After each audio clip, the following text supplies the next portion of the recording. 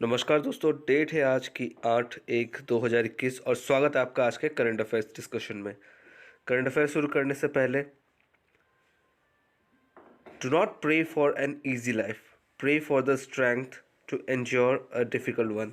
जी हाँ, हम अक्सर भगवान के पास पहुँचते हैं कि हमें ईजी लाइफ चाहिए, या फिर हमने कभी ना कभी सोचा होगा कि लाइफ आसान हो तो बढ़िया है। हमारे एक सर हुआ करते थे, वो कहते थे, एक लड़का गया उनके पास, वो कहा कि सर बस आराम वाली लाइफ चाहिए, कोई टेंशन नहीं चाहिए, एसी के रूम में बैठा रहूं और पैसे मिलते रहें। तो उन्होंने कहा कि बहुत सही, तुम्हारे लिए तो एक जॉब मेरे पास रेडी है। उन्होंने कहा क्या? बोल रहे एटीएम का चौकीदार बन जाओ, वहाँ पे एटीएम रूम में एसी भी चलती रहेगी, पैसे भी आते रहेंगे जाते रहेंगे और टेंशन कोई नहीं। जी हाँ दोस्तों, अगर इजी लाइफ चाहिए तो आपको वो लाइफ में सस्टेन करना पड़ेगा, लेकिन आपको अगर सक्सेसफुल लाइफ चाहिए तो आपको चैलेंजेस से लड़ना सीखना पड़ेगा। तो इसी के साथ आइए शुरू करते हैं आज का पहला क्वेश्चन। सत्या पॉल, जिनकी मृत्यु 79 ईयर्स में हो गई है, वो किस फील्ड से रिलेट करते थे? ये बहुत ही फेमस अपने टाइम के फैशन डिज़ाइनर थे और इनका ब्रांड जो था, ये आप देख सकते हैं सत्या पॉल का, एक साड़ी, वॉलेट, पर्स, ये सब इनके बहुत ज़्यादा फेमस थे। और इन्होंने आखिरी टाइम में अपने 2015 से लेकर 2020 तक, अभी कल ही इनकी मृत्यु हुई है, लेकिन ये पूरे साल अपने घर पे नहीं थे। इनके बिजनेस इनके बेटों ने टेक ओवर कर लिया था और ये सदगुरु जग्गी वासुदेव के अंडर थे। ये स्पिरिचुअलिज्म में बहुत जगह जा चुके थे। दूसरा question, according to NSO, national statistical organisation, India की जीडीपी कितनी रहेगी? यहाँ पे कॉन्ट्रैक्ट वर्ड है, कॉन्ट्रैक्ट मतलब माइनस में रहेगी, ग्रोथ नहीं होगा, कॉन्ट्रैक्शन होगा। और इनके हिसाब से इंडिया 7.7% माइनस जाएगा, यानी कि हमारी ग्रोथ नहीं कॉन्ट्रैक्ट होगी। और लास्ट ईयर की अगर हम बात करें तो हमारी ग्रोथ रेट थी 4.2, ये भी बहुत कम थी, लेकिन इस साल ग्रोथ नहीं, हम लोग को डिक्रीज देखने के लिए मिलेगा अकॉर्डिंग टू एनएसओ। और आरबीआई ने कहा था कि 7.5% कॉन्ट्रैक्शन होगा। अब देखते हैं किसका सही होता है। ये एक इमेज आप देख सकते हैं, यहाँ पे थोड़ा सा पुराना डेटा है, लेकिन आप अच्छे से समझ पाएंगे कि वर्ल्ड में कौन कितना पावरफुल है। यूनाइटेड स्टेट्स की बात करें तो उनकी लगभग इस समय $20 ट्रिलियन है, और ये अराउंड 25% वर्ल्ड का इकोनॉमी होल्ड करती है जीडीपी वाइज। और वही चाइना को देख ले तो वो अराउंड 15%। इंडिया की अगर बात करें वो 3.27% है, लेकिन इस समय हमारी 2.9 ट्रिलियन से ज़्यादा है, तो अराउंड 4% पावर हमारे पास है इकोनॉमी वाइज।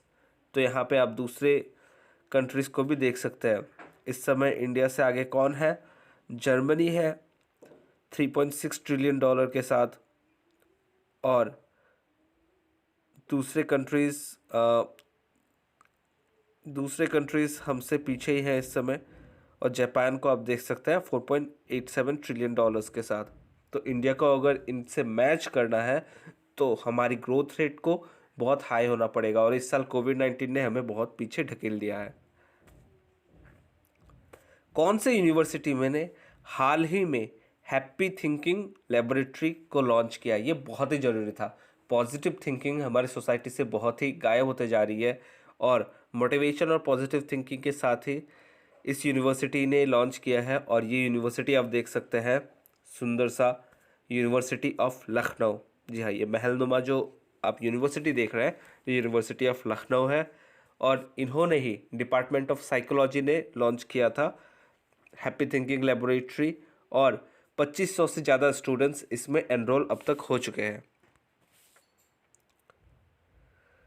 ब्लूमबर्ग्स न्यूज़ की माने तो वर्ल्ड के रिचेस्ट पर्सन इस समय कौन है? आंसर है इलन मस्क। इलन मस्क किसके चीफ है? इनकी कंपनी है स्पेस एक्स और टेस्ला। जेफ बेजोस अमेजॉन के चीफ है। बिल गेट्स माइक्रोसॉफ्ट के, और जैक मा अलीबाबा कंपनी के। अभी जैक मा बहुत ही न्यूज़ में थे क्योंकि इनके गायब होने की रिपोर्ट आ रही थी 2 महीने से, लेकिन वो जैसा बताया जा रहा था वैसा नहीं है। और यहाँ आप देख सकते हैं इलोन मस्क को, ये इस समय वर्ल्ड के रिचेस्ट पर्सन हो गए हैं और इनसे सीखने लायक बहुत कुछ है। ये उस समय से साइंस एंड टेक्नोलॉजी में लगे हुए थे और इंसान को बाहर भेजने मतलब स्पेस में जाने के लिए फैसिलिटेट कर रहे थे जब कोई इतना सोचता नहीं था। इनने अपनी पूरी अर्निंग इस पे लगा दी थी। इनको बहुत ज़्यादा नॉलेज नहीं था, लेकिन उनका पैशन था और उनके पैशन ने आज उनको इस मुकाम पे ले आया है। स्पेस एक्स आप जान ही रहे हैं, और टेस्ला, टेस्ला इनकी कार मैन्युफैक्चरिंग कंपनी है जो इलेक्ट्रिक कार्स बनाती है, और ये इंडिया में भी जल्दी आने वाली थी। हमारे road and transport minister Nitin Gadkari ने भी कहा था।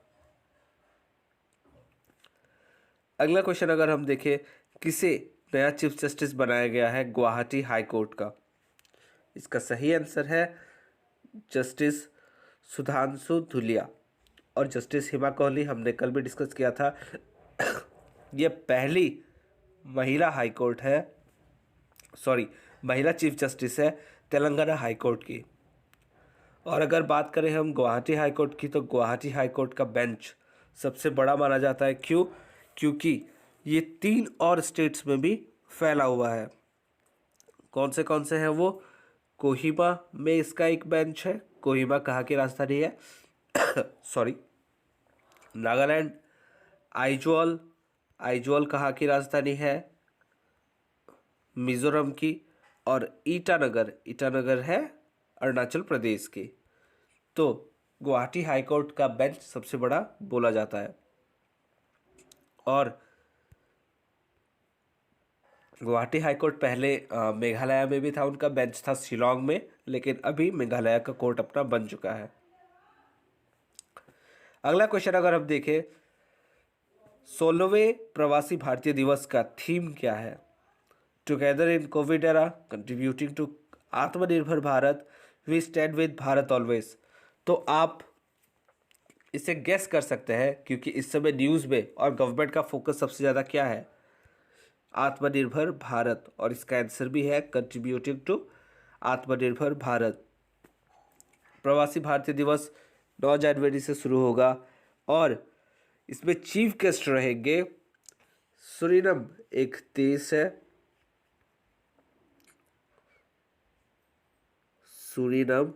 इनके प्रेसिडेंट जो है चंद्रिका प्रसाद संतोखी, इन्हें बनाया गया है चीफ गेस्ट और यही चीफ गेस्ट रहेंगे।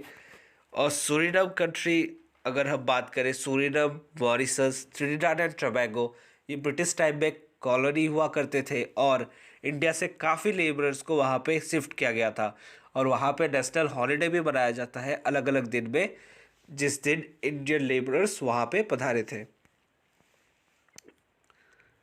Doctor Karni Singh shooting range, ये कहाँ पे स्थित है? ये अभी हाल ही में न्यूज़ में था। क्यों? क्योंकि 162 बेड वाला एयर कंडीशन हॉस्टल यहाँ पे इनागुरेट किया गया है हमारे minister of youth and sports Kiran Rijiju द्वारा, और इसे 12.5 करोड़ की लागत से बनाया गया है। और doctor Karni Singh shooting range है दिल्ली में। ये आप पिक्चर में देख सकते हैं, यही है doctor Karni Singh shooting range. और यहाँ पे इसी तरीके से प्रैक्टिस कराई जाती है और इसी के बाद हम आगे चल के एशियन गेम्स, कॉमनवेल्थ गेम्स और ओलंपिक गेम्स में स्टूडेंट्स क्वालिफाई करते हैं। आगे बढ़े अगर हम, खेलो इंडिया आइस हॉकी टूर्नामेंट कहाँ शुरू हुआ है? खेलो इंडिया एक फ्लैगशिप प्रोजेक्ट है ministry of youth and sports का। अभी हमने देखा कि किरण रिजिजू उनके चीफ है।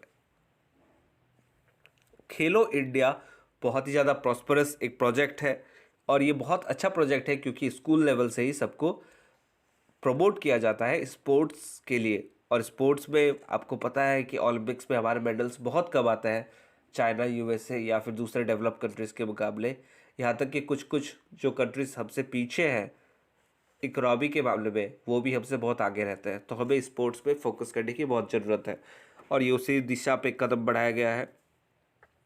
खेलो इंडिया आइस हॉकी टूर्नामेंट शुरू हुआ है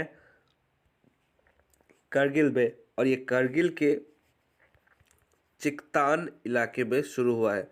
चिकतान एक फेमस फोर्ट भी चिकतान में है, आप ये पिक्चर में देख सकते हैं। अभी ये टूट फूट गया है, लेकिन ये बहुत ही सुंदर जगह है करगिल में चिकतान। और करगिल कहाँ पे डिस्ट्रिक्ट है? लद्दाख। लद्दाख में दो डिस्ट्रिक्ट्स है, एक करगिल और दूसरा दूसरा आप बताएंगे। आखिरी क्वेश्चन अगर हम देखें, किसे नया प्रेसिडेंट बनाया गया है घाना का? घाना एक देश है, आप यहाँ पे देख सकते हैं घाना को, ये है घाना, और इसका कैपिटल है अक्रा। यहाँ मैप में मैप पे मार्क नहीं किया गया है। इसका कैपिटल है अक्रा, और इसके नए प्रेसिडेंट बनाए गए हैं नाना अकूफो अड्डो। नाम थोड़ा अलग है, लेकिन हमारा भी नाम अगर वो लोग सुनेंगे तो उन्हें भी अजीब लगता होगा। आज के क्वेश्चन की अगर हम बात करें, एनआरआई दिवस 9 जनवरी को जैसे प्रवासी भारतीय दिवस मनाया जाएगा, वैसे ही एनआरआई दिवस भी 9 जनवरी को ही मनाया जाता है। और ये आज का क्वेश्चन है कि ये क्यों 9 जनवरी को मनाया जाता है। दूसरा क्वेश्चन है, कितने देश इक्वेटर यानी कि भूमध्य रेखा के ऊपर स्थित है? तो आशा करता हूँ आप लोग ढूंढ के आंसर जरूर बताइएगा। और वीडियो कैसा लगा? अच्छा लगा तो प्लीज़ लाइक शेयर और सब्सक्राइब कीजिएगा। धन्यवाद दोस्तों, खुश रहिए, खुशियाँ बांटते रहिए। जय हिंद।